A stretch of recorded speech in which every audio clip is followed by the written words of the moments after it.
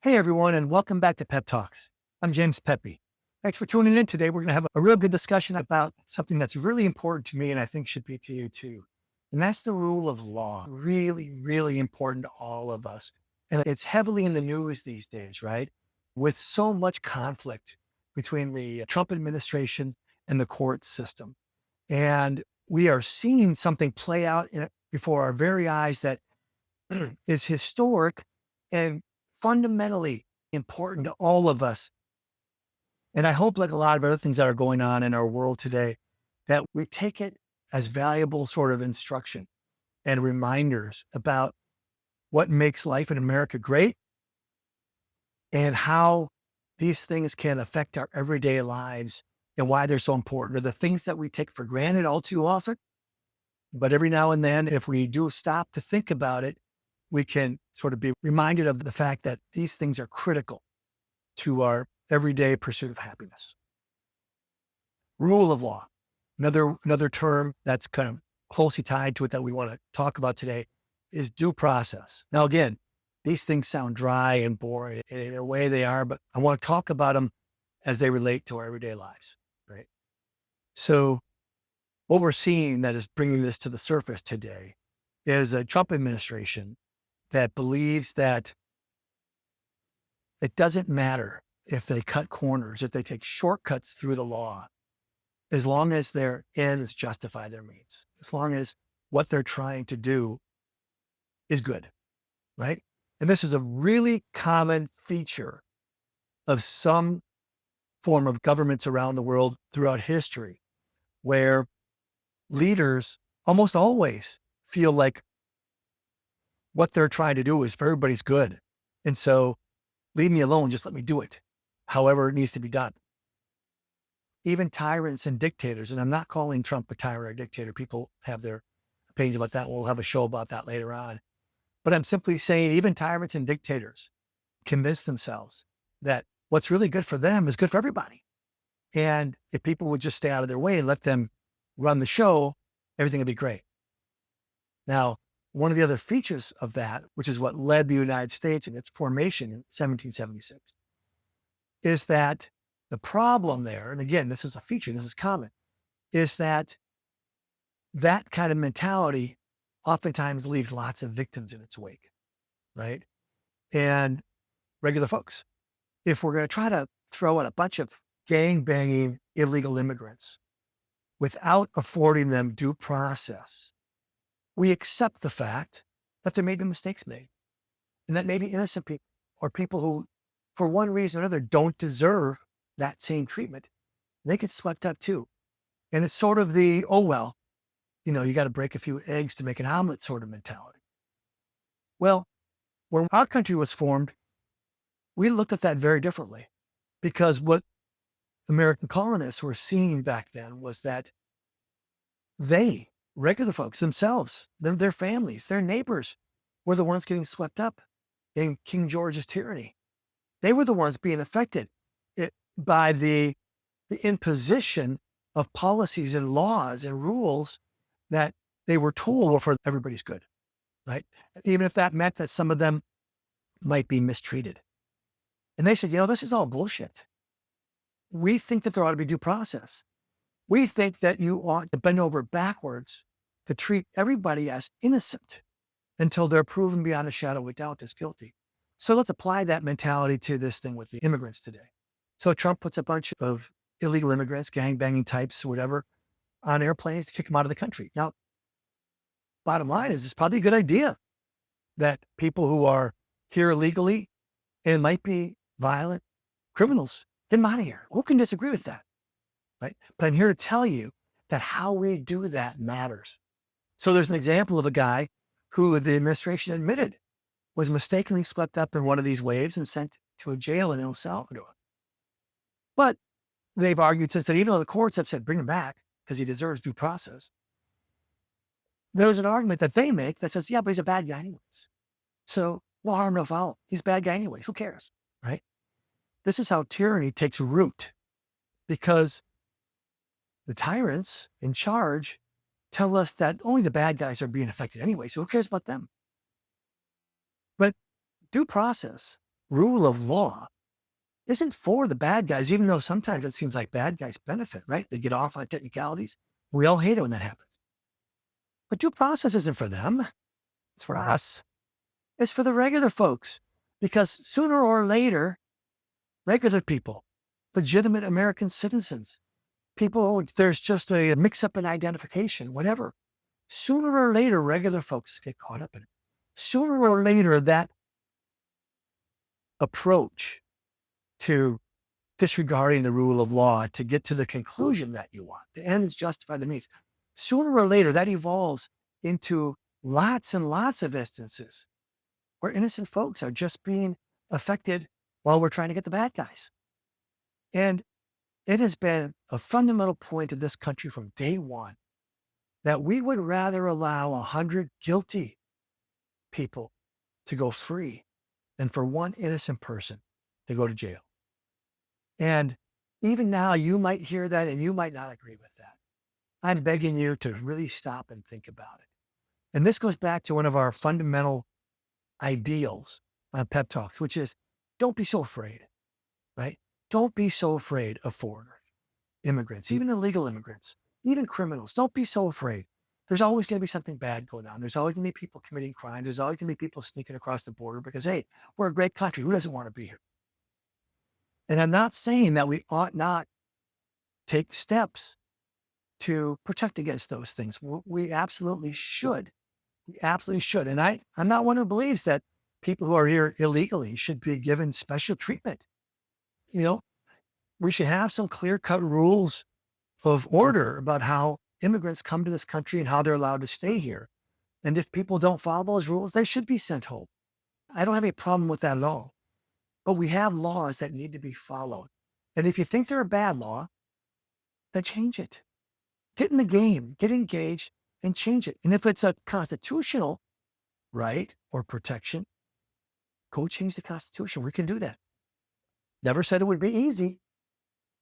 But if we all agree, or most of us agree, we can do that. We can change the rules, but you don't just disregard the rules. You know, Trump said something that was extraordinarily telling a short while back. I believe he even put it on his social media. And you know, Trump with all of his caps said, and this is almost a verbatim quote. Forgive me if I get it just slightly wrong, but almost verbatim. He said, "He who saves his country breaks no laws." Right? And I know people who support Donald Trump don't want to hear this. But if those aren't the words of your average, ordinary dictator, king, tyrant throughout the history of the world, again, I'm not calling Trump that. I'm not. But that is exactly the way dictators operate. If what I'm doing is for our good, and I save the country while doing it, because I'll be the one to tell you whether it's saved or not, then everything I've done is justified. The ends justify the means. And while it's extremely, I know this, it's extremely boring and dry sometimes, like a college lecture. And by the way, forgive me if I slip into some of that. I really don't want this to be that kind of thing. But in some fundamental ways, the process that we live by here in the United States, the process that was set up to promote our individual liberty and freedom and our right every day to pursue our own kind of happiness, that process is huge. And that's why we say we live under the rule of law, not under the rule of men. Rule of men meaning that an all-powerful president or dictator can just tell us the way things are going to be at any given moment. And he can snatch up somebody without due process because that's a bad guy. And if he makes a mistake and it's you the next time or your family member or your friend or whoever, and they get snatched up, well, sorry about that. But we're not going to lift a finger to bring them back and fix it.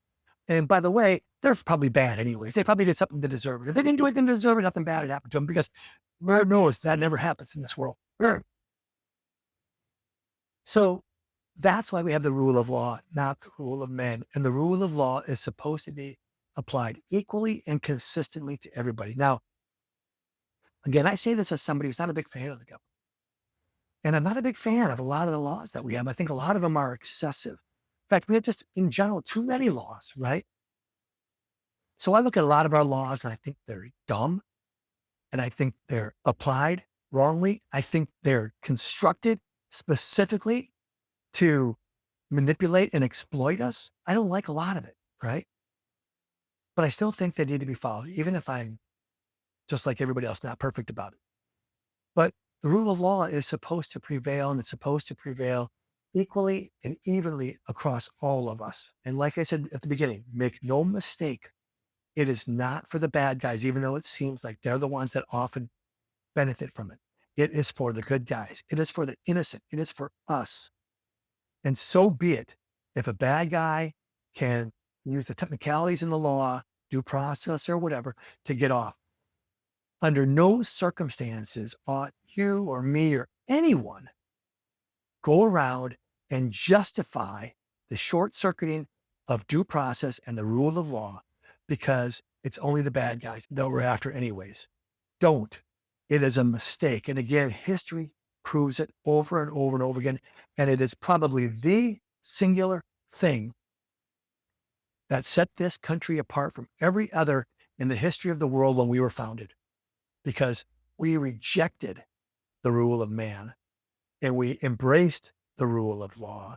And we said, we're not going to fear every little evil in the world. We are okay if a guilty guy walks free. Like, by the way, as an example, the British soldiers who fired in that crowd and killed 5 or 6 American colonists in the Boston Massacre, who John Adams defended because he believed so strongly in the rule of law and due process. And they were acquitted by a jury of their peers, American colonists, right? Who agreed at the time, yeah, even though these guys did it, they shot and killed those people under the circumstances of the way it happened. The rule of law is more important. And they got off on a technicality, really, about self-defense and some stuff like that. And they reinforced at the very beginning that living under those kinds of rules, where we're all equal in the eyes of the law. And by the way, no man, no woman, no person is above the law. We're all supposed to be treated the same, whether we are the lowest of the low or the highest of the high, the president of the United States. We're all supposed to be treated the same. And that notion as well is under stress and attack today. And we need to get back to that. So this is something I'm really passionate about, and I hope you will stop to think about. I hope you come to the same conclusion, and I hope you'll give some thought to how too many of us are turning a blind eye to what's going on in the way this administration is proceeding, going around saying that we're trying to do good things, so don't mind us if we bend, stretch, break the law, disregard the law, set it aside in our pursuit of the bad guys, because he who saves this country breaks no laws. Bullshit. Don't fall for that. You want to talk about America first, as I did in a previous episode? That is America last. Look, I said it in my intro episode. We can't be so fearful. Stop letting the power establishment scare you to death about what illegal immigrants are going to do to you and your family, about what criminals might do when they bust into your house in the middle of the night. Now, I'm not saying that reasonable precaution about the world around us isn't in order. I'm not saying that, but I'm saying we are excessively fearful, and we've been made that way by the power establishment that wants to control and manipulate us. And we need to recognize that and stop being so fearful. It's that fear that causes us to look at the government and to say, go ahead and steal some of our liberty, some of our individual liberty and our freedom. Take some of it. We'll give it to you freely if you will protect us from all these criminals who are out to rape and murder us. It is excessive fear, and it takes away from what's really important, which is our everyday pursuit of happiness and the rule of law that allows us to do that, right?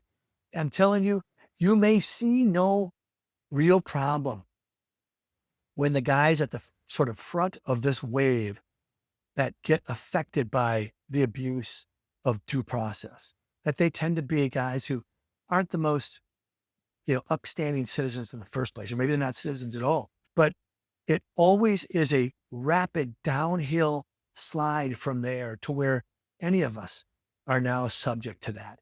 And you are fooling yourself if you believe that it'll never get that far.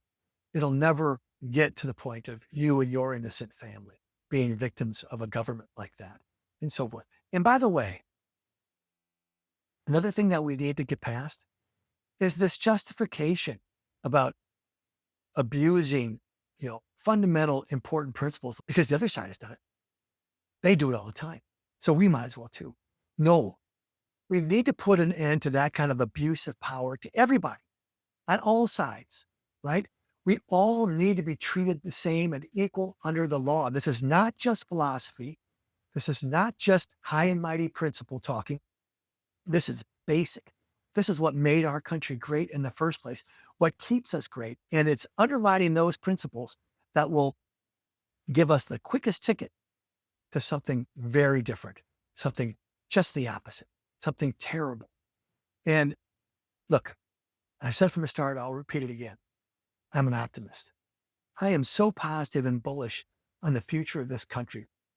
And I believe, despite the challenges that I'm talking about in this and other episodes of Pep Talks, that we're a great people who will eventually overcome these things and get back on track to making this country great and to providing a place where all of us can pursue our happiness and build an even better country so that our children have an even better chance than we have. I believe in that, but it doesn't happen by magic. It takes leadership and it takes people of integrity and principle to remind you that even when you're okay, because it only seems to be happening to bad guys, when you're okay that this is going on, that due process and rule of law is being undermined, that's when things start to go sideways. It's not going to happen by itself. We need to step up and defend these fundamental principles of fairness and equality and the rule of law for all of us. Like I said, from the lowest of the low to the highest of the high. Don't be sucked in by this ends justifies the means mentality. It is so beneath our American heritage and traditions. It is so fundamentally important to who we are and to the opportunities that we want to continue to provide for ourselves, for our children, and for future generations. So critically important. And if you don't get it, I need you to stop and think about it a little bit harder. You need to realize this. There's no gray area here. Rule of law, due process, these things are sacrosanct. They are unyielding. They are uncompromising. Again, from me, the champion of compromise, these are fundamental. These are things that we cannot afford to lose. So let's not sleepwalk into just that, into giving away these fundamental principles that made our country the greatest in the history of mankind. Okay. And a country that others are trying to emulate, even as we're going the other direction for a minute here. Now we'll get out of it, but it'll be because of you and me and others who see the truth about this and the importance of it. So that's today's episode about the rule of law and due process. And there are examples everywhere. Feel free to leave me your comments. Tell me what you think of it. There's a million examples, and I've only alluded to a couple, but it's all around us. And we need to be vigilant about it, for sure, ever vigilant. So, as always, it's time to hit the subscribe button, to hit the like button, and share this episode with all your friends on social media and with everybody you have in your phone, okay? So do that for me, please. As I said, leave your comments. Let me know what you think, your ideas. Where am I right? Where am I wrong? And what else would you like to hear me talk about? So thanks again for tuning in this week. And I'll be back at you a week or so from now. Until then, y'all take care. Thank you, everybody.